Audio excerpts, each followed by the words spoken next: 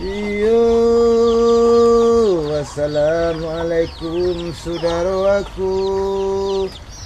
Sebuah ayat dengar olehmu,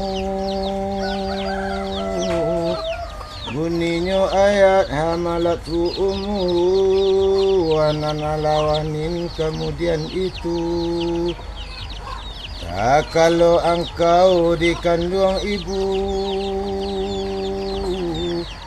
9 bulan lama menunggu, berbagai perasaan yang ditanggung ibu.